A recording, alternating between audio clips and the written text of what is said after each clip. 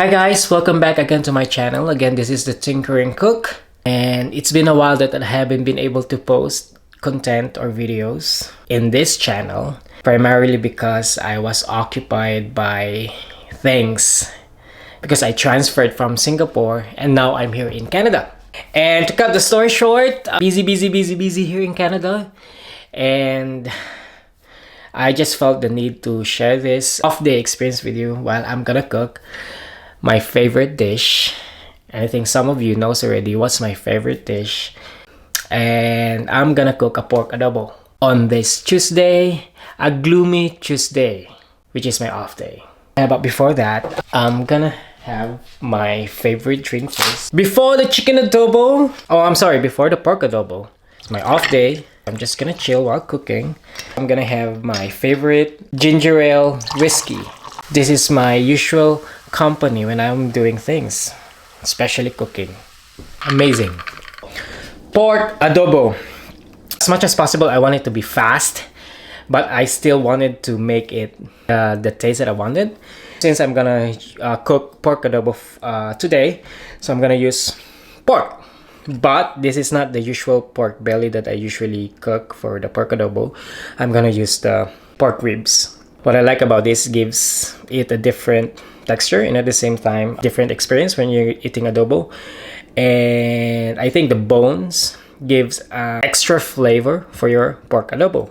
I have pork here, and I prepared already garlic and onions, and we have here bay leaves, and at the same time the peppercorn. This is one of the basic ingredients of adobo. And I have mixed already soy sauce in here, the vinegar in here.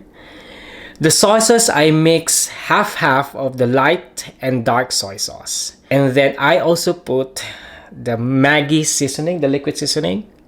It adds a different level of umami on the pork adobo mixture already. If you're gonna ask me how much did I put, based on the quantity of my pork, basically you can gauge it based on the quantity of your pork. My rule for this is I don't put it too much because I can always adjust it after. The problem with putting too much is that if it's very salty, it's very difficult to change in the end or adjust the taste. This is a combination of the soy sauce, light and dark, vinegar, and at the same time the liquid seasoning. And I have this, which is a combination of chili powder because I want a little bit of spice kick on the adobo, and I have a onion powder because I love the taste of onion, but don't put too much because it will overpower the dish. So I know I have onions there, but this one will add a little bit of an extra onion flavor in that. And then of course sugar, and usually you have to use, or I prefer using brown sugar, but it's not available now, so I don't have a brown sugar, so I just use the normal white sugar. It's okay if you have honey also that I don't have, or maple syrup, you can have that for the sweet element of your adobo, because I want my adobo to be a little bit sweet. With all this here ready, wait, I'm just gonna drink again. I'm gonna be using, camera, give me a while. Oops. I'm gonna be using this. The reason I want to use this deep and a little bit big pan or wok, for the reason of trying to incorporate all my ingredients. If I'm using a flat pan, it's kind of difficult to mix the ingredients. It's difficult to contain the sauces that you put, like the soy sauce, the vinegar, and everything, into one area only. If it's a flat pan, everything is distributed. I want my sauces and ingredients to be concentrated in the middle so that the meat will absorb all the flavor and it's easier for me to move. Correct? That's my reason.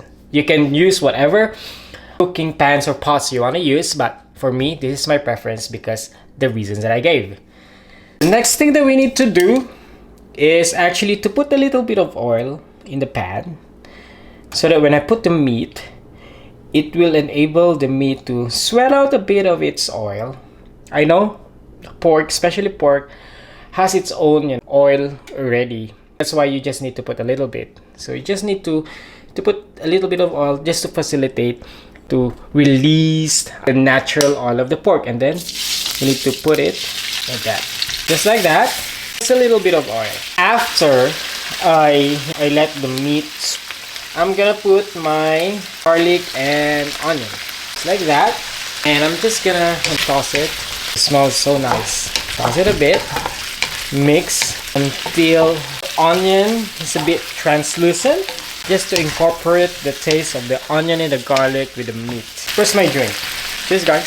After that, I'm gonna put my peppercorn and bay leaves. Now the aroma changes because one of the key ingredients for adobo is the bay leaves and the peppercorn. So the aroma of the bay leaves is, you can already smell, I could already smell it. While I'm doing this, the meat is still continuing to sweat its natural oil while incorporating the flavor of the garlic, the onion, the bay leaves, and the peppercorn.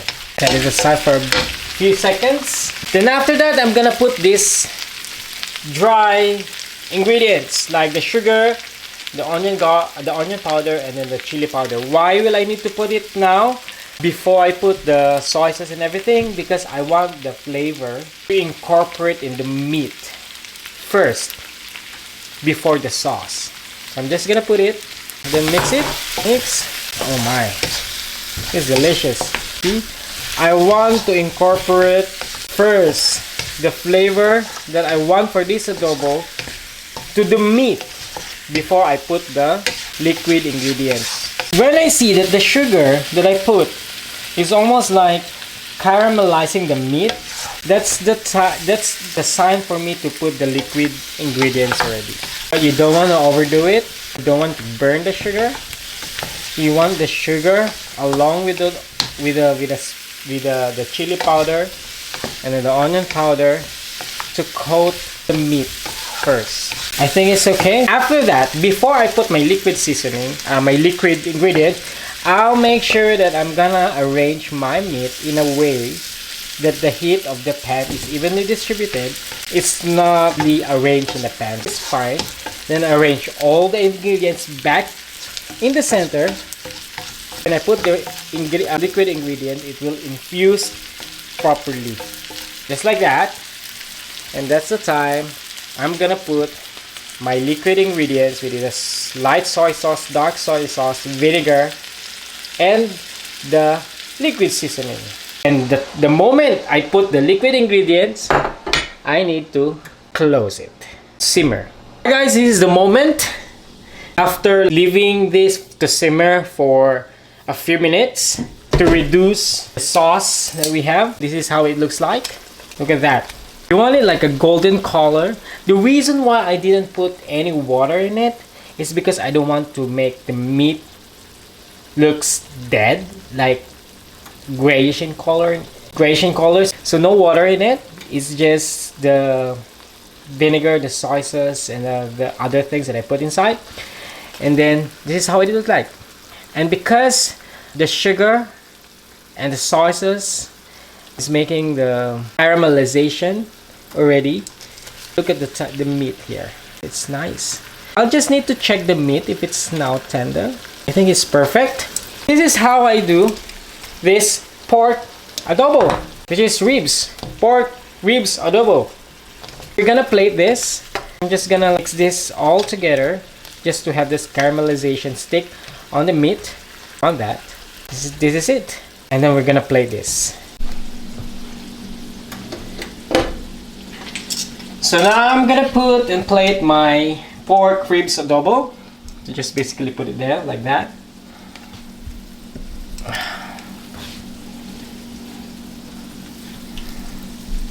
Look at that, so nice.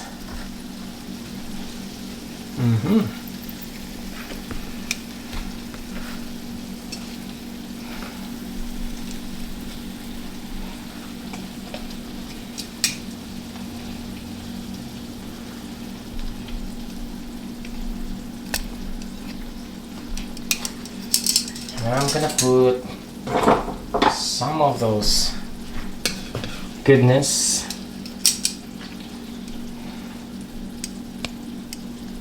Bay leaves. Okay.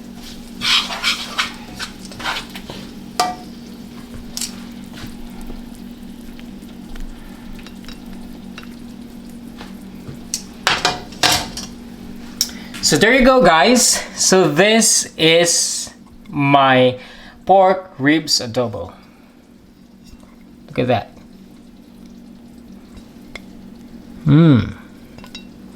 I want it oily, so yeah. And smells very, very nice. Let's eat.